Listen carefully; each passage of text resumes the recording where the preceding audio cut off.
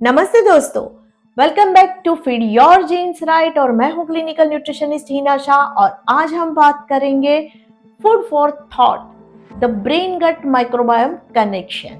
हम सब ने लाइफ में कभी ना कभी तो ये एक्सपीरियंस जरूर किया है कि जब हमारा मूड खराब होता है ना, तब हमें कोई भी काम करने की इच्छा नहीं होती है, चाहे कितना भी काम पेंडिंग क्यों ना हो। कहाँ से शुरू करें वो ही समझ में नहीं आता है और लास्ट में फ्रस्ट्रेट होके हम काम को बंद करके रख देते हैं और सीधा जाते हैं खाने के पास। और बस सामने जो भी दिखता है हम तुरंत ही उसको उठा के खा लेते हैं। और उसमें भी अगर कुछ फ्रूट्स और वेजिटेबल्स पड़े होते हैं तो हम वो नहीं लेते हैं। हमें उस टाइम पे खाना होता है कुछ चटपटा, मीठा, तीखा या ऑयली।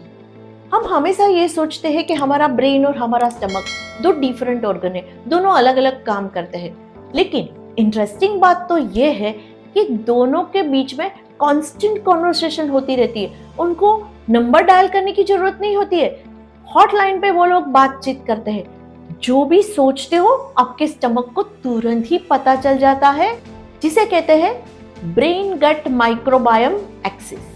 चलिए सबसे पहले ये ब्रेन गट एक्सिस को समझते हैं। मान लीजिए कि ब्रेन और गट के बीच में एक एक्सप्रेस हाईवे है।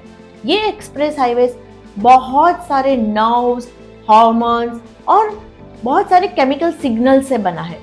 यानी कि आपके ब्रेन में आप जो भी कुछ सोचते हो, आपके गट के अंदर, आपके स्टमक के अंदर वो चेंजेस शुरू हो जाते हैं।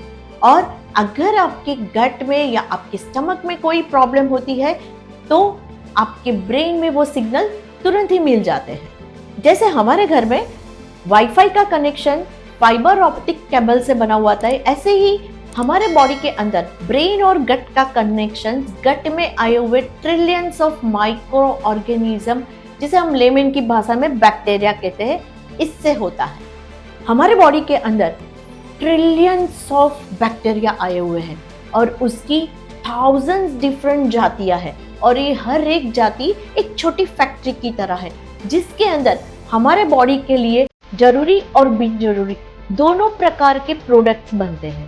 आपने सेरोटोनिन नामक हार्मोन का नाम तो सुना ही होगा, जिसे हम हैप्पी हार्मोन कहते हैं। और 90% ये हार्मोन हमारे गट बैक्टीरिया बनाते हैं। तो अगर हमारा ब्रेन हैप्पी रहेगा तो हमारा स्टमक हैप्पी ही रहेगा, तो आपको अनवांटेड क्रेविंग कभी नहीं होगी। अब जैसा रॉ मटेरियल हम बैक्टीरिया को प्रोवाइड करेंगे वैसे ही तो प्रोडक्ट बनेगी। या तो वो हमारे बॉडी के लिए हेल्दी अच्छी होगी या तो वो बुरी होगी। तो यहाँ पे नोट करने वाली एक बात ये है कि ऐसा कौन सा फूड है, ऐसा कौन सा रॉ मटेरियल है कि जिसको हम बैक्टीरिया को दे तो वो हमारे बॉडी के लिए जो भी जरूरी है वही प्रोडक्ट्स बनाए। तो दोस्तों ये फूड है जिसे कहते हैं हम प्रीबायोटिक। यहाँ पे दो वर्ड्स को समझना बहुत जरूरी है, probiotic and prebiotic.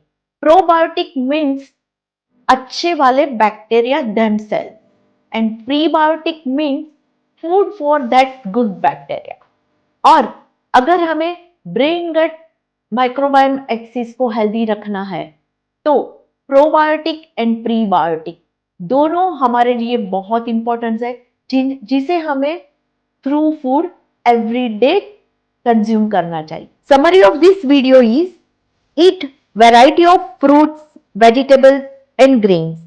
A diversity diet leads to a diverse microbiome. Second, include fermented foods.